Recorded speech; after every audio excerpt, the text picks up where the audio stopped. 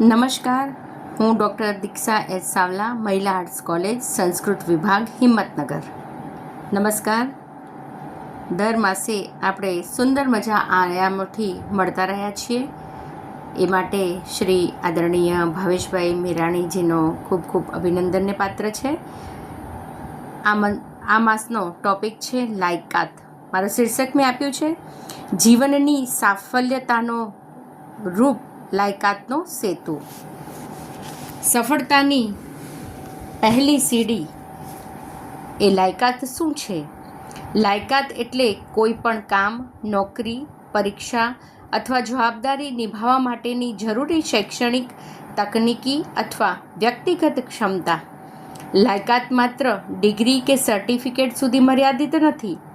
તેમાં જ્ઞાન, કૌશલ્ય, અનુભવ અને વ્યક્તિત્વનો પણ સમાવેશ થાય છે.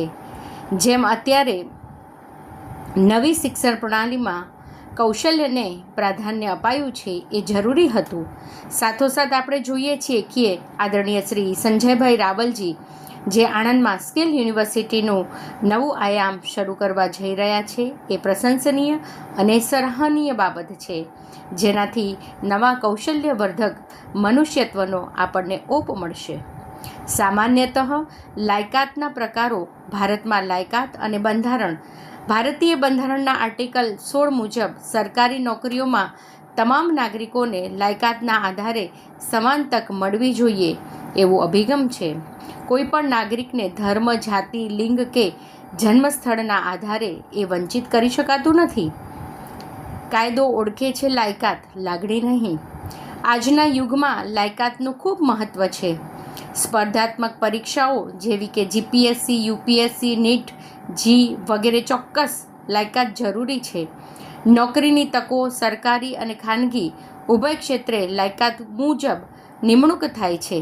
વિકાસની ગેરંટી. લાયકાત આધારિત પદો દેશના વિકાસમાં ફાળો આપે છે. લાયકાત વધારવા માટેના સૂચનો. નિરંતર શિક્ષણ અને અભ્યાસ ચાલુ રાખવો. કૌશલ્ય વિકાસ કોર્સ કરતાં અનુભવ સંપાદિત કરવો. આધુનિક ટેકનોલોજીથી જોડાઈ રહેવું જે જરૂરી છે. લાયકાત એ સફળતાની પીછી છે. તે માત્ર નોકરી મેળવવા સુધી મર્યાદિત નથી, પરંતુ વ્યક્તિત્વના સમગ્ર વિકાસનું કારણ બને છે. આજની દુનિયામાં જ્યાં સ્પર્ધા વધી રહી છે, ત્યાં સતત લાયકાત વધારવી એ પ્રત્યેક વ્યક્તિની જવાબદારી છે. જીવનની લાયકાત માટે પણ વિચારવું જોઈએ. આટલા અમૂલ્ય માનવ જીવનની સાર્થકતા વિશે પણ ચિંતન કરવું જોઈએ. લાયકાત મનુષ્યમાં પણ જરૂરી છે. તું માનવ થાવ તો ઘણું. એમાં પણ ધાર્મિક યોગ્યતા વિશેની ટકોર છે. આજે જ્યારે ચારે બાજુ અસામાજિક અને અનીતિ ક્યાંક વ્યાપે છે, તો ત્યારે મનુષ્યત્વના દ્રષ્ટાંત આપણી સામે આવે છે. આજે દિવસે ને દિવસે માણસોમાં ગુણો અવગતિ પામ્યા છે. જ્યારે પણ સોશિયલ મીડિયામાં વાંચીએ છીએ, જોઈએ છીએ, ત્યારે હૃદય કંપી ઉઠે છે. એવા પણ દર્દના સમાચાર આવતા જ આપણા અંતરાત્માને કોરી ખાય છે. ત્યારે આપણને એમ થાય છે કે શું આપણા જીવનની લાયકાત આ છે? શું જીવન સાર્થક ક્યારે બનશે? અથવા જીવનને લાયકાતપૂર્ણ કેવી રીતે બનાવવું વિશેની વાતો ઘણી મળે છે, પરંતુ આપણા આચરણમાં એ લાયકાત માટેની યોગ્યતા અને અભિગમ કેળવતા આપણે વાર લાગે છે. આપણે જીવન એટલે માત્ર જીવતા રહેવું નહીં, પરંતુ સોળે કળાએ જીવવું એ જીવનની સાર્થકતા છે. જીવન જીવવું, જે જી પ્લસ વધવું, વ એટલે નવું, આવો સુબક સમન્વય, એનું નામ છે જીવન. જો આપણે પોતાના સ્વરૂપ, શક્તિઓ અને ભવિષ્ય અને ક્રિયાકલાપો વિશે જાણીએ છીએ, તો જીવન કેમ સાર્થક ન બનાવીએ? સ્વયંની ઓળખ, આત્માની સિદ્ધિ. સ્વયંને ઓળખો, ખુદને જાણો. સ્વયંને ઓળખે તેનું જીવન સફળ. જીવનમાં બીજાને ઉપયોગી થવાની વૃત્તિ, જે જીવનમાં સુવાસિત કરે છે અને અન્યને પણ સુવાસિત કરે છે. જીવન એવી રીતે જીવવું કે કોઈ પણ જીવને કિંચિત માત્ર પણ દુઃખ ન થાય.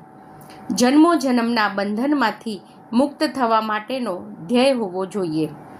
એમને એમ મરી જવું, તેના કરતાં કંઈક કરીને જીવનમાં અર્જિત થઈને સાર્થકતા સુધી આપણે પહોંચવું. જીવનમાં સાર્થકતા શોધવા માટેના 10 આયામો અહીં રજૂ કરીશ. પ્રથમ છે સ્વભાવ, સ્વધર્મ, સ્વકર્મની ઓળખ. પોતાના સ્વભાવની ઓળખ કરો, સ્વધર્મને સમજો, સ્વકર્મને નિર્ધારિત કરો. બીજું છે આત્મા અને ઉદ્દેશ્યની સમજ. પોતાની રુચિઓ, ક્ષમતાઓ અને મૂલ્યો સમજો. સાર્થક લક્ષ્યો સ્થાપિત કરો જે જીવનને મકસદ પ્રદાન કરે. યોગદાન અને સેવા. તમારું કામ કોઈના જીવનમાં યોગદાન આપે એવું હોવું જોઈએ. બીજાને પ્રેમ, સંતોષ અને સુખ આપો એ જ જીવનની સાર્થકતા છે. શારીરિક અને માનસિક સ્વાસ્થ્ય. નિયમિત વ્યાયામ, આહાર અને ધ્યાન કરો. યોગ અને ધ્યાન દ્વારા આનંદ અને શાંતિ મેળવો. શોખ અને જ્ઞાન જીવંત રાખો. તે આત્માનો ખોરાક છે. જીવનભર નવી કૌશલ્ય, નવા વિચારો અને નવા અનુભવો શીખો. 7. વિવિધ કલા, સાહિત્ય, સંગીતનો આનંદ લો. સકારાત્મક સંબંધો જેમ કે પરિવાર, મિત્રો અને સમાજ સાથે ગહન અને અતૂટ એવો સંબંધ રાખો. 7. સકારાત્મકતા અને કૃતજ્ઞતા. સકારાત્મક સોચ રાખો, નકારાત્મકને દૂર કરો. 8. અનુભવોમાંથી. જીવનના દરેક અનુભવના પાઠ આપણે શીખીશું, પડકારોને સામનો કરીશું અને કમ્ફર્ટ ઝોનમાંથી જો બહાર આવીશું તો હું ચોક્કસ કહીશ કે આપણે લાયકાતને કંડારી શકીશું. એના પછી છે આત્મનિરીક્ષણ કરો. વિચારો, કાર્યો અને વાક્યોનું પરીક્ષણ કરો. ભૂલોનો સ્વીકાર કરો. ત્યારબાદ છે સંતુલન. સંતુષ્ટ જીવન. શોખ, જ્ઞાન અને પરિવર્તનને જે વિકસિત કરવાનું છે એ આંતરસૂઝને પણ વિકસિત કરી અને લાયકાત કેળવી અને જીવનને પરિપ્લાન્વિત બનાવીએ. જીવન એ સાર્થક છે જે બીજાને પ્રેમ આપી શકે, સંતોષ આપી શકે અને સુખ આપી શકે. સાર્થકતા એ યાત્રા છે, પોતાને સમજવા, ઉદ્દેશ્ય પ્રાપ્ત કરવા અને આત્માને સમજવા. આમ આપણે જીવનમાં લાયકાત તો ઘણી મેળવતા હોઈએ છીએ અને એનાથી જીવન સમૃદ્ધ પણ બનાવતા હોઈએ છીએ, પરંતુ જીવનની સમૃદ્ધતા જે ભીતર છે એની પણ લાયકાત કેળવવી જરૂરી છે. કારણ કે બીજી બધી લાયકાતો તમને બહારથી ચળકાટ આપશે, પરંતુ અંદરની ચળકાટ એ સદ્ગુણો, સકારાત્મકતા અને સુવિચારોથી વ્યક્તિત્વ અંકિત થશે. માટે આપણે ઘણા એવા જીવન જે આપણને પ્રેરિત કરે છે એમના ગુણો આપણે પણ આપણા જીવનમાં નિખારીએ અને જીવનમાં રહેલા નકારાત્મક તરફ સતેજ રહીને એ અવગુણોને પરાસ્ત કરીને જીવન શોભાયમાન બનાવીએ તો આપણે કુટુંબ, પરિવાર, સમાજ અને રાષ્ટ્રમાં એક સુદૃઢ માનવી તરીકે જીવનની લાયકાતને સિદ્ધ કરી શકીશું.